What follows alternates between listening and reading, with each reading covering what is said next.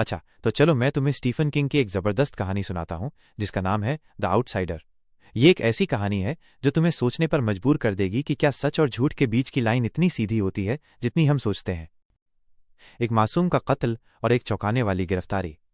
कहानी शुरू होती है जॉर्जिया के एक छोटे से शांत शहर ओकले सिटी में। एक दिन पूरे शहर में मातम छा जाता है जब फ्रैंकी पीटरसन नाम के एक 11 साल के बच्चे की बेरहमी से हत्या कर दी जाती है। उसका शव जंगल में मिलता है जिसे देखकर कोई भी शहर उठेगा। पुलिस को घटनास्थल पर ऐसे सबूत मिलते हैं जो सीधे सीधे शहर के सबसे प्यारे, सबसे सम्मानित इंसान की तरफ इशारा करते हैं, लिटिल लीग बेसबॉल टीम के कोच टेरी मैटलैंड की तरफ। सोचो, कैसा झटका लगा होगा पूरे शहर को। टेरी मैटलैंड, जिसने न जाने कितने बच्चों को सिखाया जो सबका चहेता था, वो भला ऐसा घिनौना काम कैसे कर सकता है। पर सबूतों में दम था। उंगलियों के निशान, डीएनए और तो और कई चश्मदीद गवाह भी थे जिन्होंने टेरी को घटनास्थल के पास देखा था। डिटेक्टिव रॉल्फ एंडरसन, जो खुद अपने बेटे को खोने के दर्द से जूझ रहे थे, इस मामले को अपने हाथ में लेते हैं। सबूतों को देखते हुए राल्फ भरे मैदान में एक बेसबॉल गेम के दौरान टेरी मैटलैंड को गिरफ्तार करवा देते हैं। शहर में हंगामा मच जाता है। कोई यकीन नहीं कर पा रहा था कि टेरी ऐसा कर सकता है। 2 जगह, एक ही इंसान, ये कैसे मुमकिन है। अब कहानी में आता है एक बड़ा ट्विस्ट।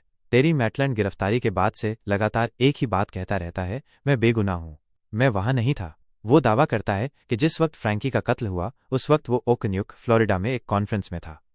पहले तो राल्फ को लगता है कि ये सब सिर्फ बचने के बहाने हैं, पर जब वो जांच करते हैं तो उनके पैरों तले जमीन खिसक जाती है। फ्लोरिडा के होटल के सीसीटीवी फुटेज मिलते हैं जिनमें टेरी मैटलैंड साफ साफ दिख रहा है। वो होटल में घुसता है, कॉन्फ्रेंस में लेक्चर अटेंड करता है और कई लोग, जिनमें एक पुलिस वाला भी शामिल है, ये गवाही देते हैं कि उन्होंने टेरी को फ्लोरिडा में देखा था। अब राल्फ और उनकी टीम के सामने एक ऐसी पहेली थी जो सुलझ ही नहीं सकती थी। एक तरफ हत्या के पुख्ता सबूत थे, माइनस टेरी के डीएनए, उसके फिंगरप्रिंट्स। दूसरी तरफ उसका फ्लोरिडा में होने का अटूट सबूत। एक ही इंसान एक ही समय में 2 अलग अलग जगहों पर कैसे हो सकता है। ये तो नामुमकिन था, है ना। होली गिब्नी का अजब गजब अंदाज। जब सारे रास्ते बंद हो जाते हैं तब राल्फ को एक अजीबोगरीब प्राइवेट डिटेक्टिव होली गिब्नी की मदद लेने की सलाह मिलती है। होली थोड़ी अजीब है, शायद समाज में ठीक से घुल मिल नहीं पाती, पर उसके पास एक खास सेंस है जिसे वो पेटेंटेड गिब्नी सेंस कहती है। ये सेंस उसे उन मामलों को समझने में मदद करता है जो आम दिमाग को समझ नहीं आते, जो तर्क से परे होते हैं। राल्फ को पहले तो होली पर बिल्कुल भरोसा नहीं होता, पर यह मामला ही इतना उलझा हुआ था कि उसे होली की मदद लेनी ही पड़ी।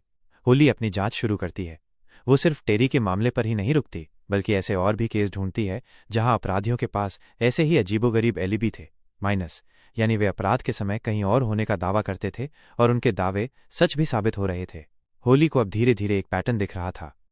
एल क्यूको, वो राक्षस जो तुम्हारे रूप में आता है। होली अपनी जांच में जिस भयानक सच का खुलासा करती है वो तुम्हारी सोच से भी परे है। इस सब के पीछे एक बहुत पुरानी अलौकिक शक्ति का हाथ था जिसे द आउटसाइडर या स्पेनिश लोक कथाओं का राक्षस एल क्यूको कहते हैं। ये एक परजीवी है, एक ऐसा दानव जो इंसानों के दुख और दर्द पर पनपता है। इसकी सबसे डरावनी शक्ति पता है क्या है। ये अपने शिकार की नकल कर सकता है, हुबहू उनके जैसा दिख सकता है, उनकी आवाज निकाल सकता है, उनके डीएनए और फिंगरप्रिंट्स को कॉपी कर सकता है। और ये सब क्यों करता है?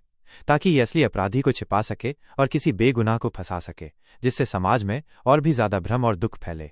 एल क्यूको जितना ज्यादा दुख फैलाता है उतना ही मजबूत होता जाता है। होली का मानना था कि एल क्यूको ने ही टेरी मैटलैंड का रूप धारण करके फ्रैंकी का कत्ल किया था, जबकि असली टेरी मैटलैंड फ्लोरिडा में था।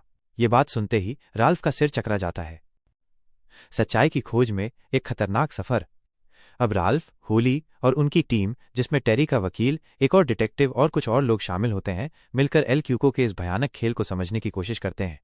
वो पाते हैं कि ये दानव अक्सर बच्चों को अपना शिकार बनाता है, क्योंकि बच्चों के माता पिता का दुख ही इसे सबसे ज्यादा खाना देता है। जैसे जैसे वो इस राक्षस को ढूंढते जाते हैं, उन्हें पता चलता है कि एल क्यूको रूप बदल सकता है, जिससे इसे पकड़ना लगभग नामुमकिन था। ये अक्सर अपने शिकार के किसी दोस्त या रिश्तेदार का रूप ले लेता है ताकि कोई शक न करे। आखिरकार वो एल क्यूको के छिपने की जगह का पता लगा लेते हैं, माइनस एक पुरानी अंधेरी गुफा प्रणाली। अब उन्हें पता था कि इस राक्षस को रोकने का एक ही रास्ता है, माइनस उसका सामना करना।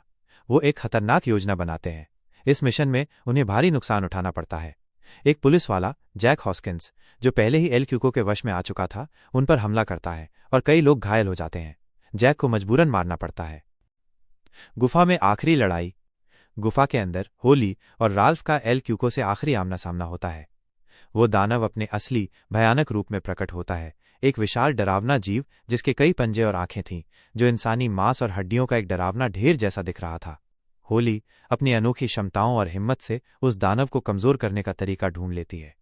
राल्फ और बाकी टीम के सदस्य अपनी जान की परवाह न करते हुए उस दानव को घायल करने की कोशिश करते हैं। आखिर में होली एक पुराने खास पत्थर के टुकड़े का इस्तेमाल करती है जो एल क्यूको को नुकसान पहुंचा सकता था, और राल्फ उसे गुफा की छत से नीचे धक्का दे देता है। वो दानव गिरकर मर जाता है। एल क्यूको के मारे जाने के बाद ओकले सिटी में फिर से शांति आ जाती है। टेरी मैटलैंड बेगुनाह साबित होता है, पर इस भयानक अनुभव के निशान उसके और शहर के लोगों के दिल पर हमेशा रहते हैं। तो ये थी स्टीफन किंग की द आउटसाइडर की कहानी। ये हमें सिखाती है कि कभी कभी सबसे बड़ी बुराई हमारे सबसे करीब और सबसे सामान्य जगह पर छिपी हो सकती है, और न्याय की राह पर चलते हुए हमें कुछ ऐसी चीज़ों का सामना करना पड़ सकता है जिनकी हमने कभी कल्पना भी नहीं की थी। तुम्हें कैसी लगी ये कहानी? क्या तुम्हें लगता है कि ऐसी कोई शक्ति सच में हो सकती है?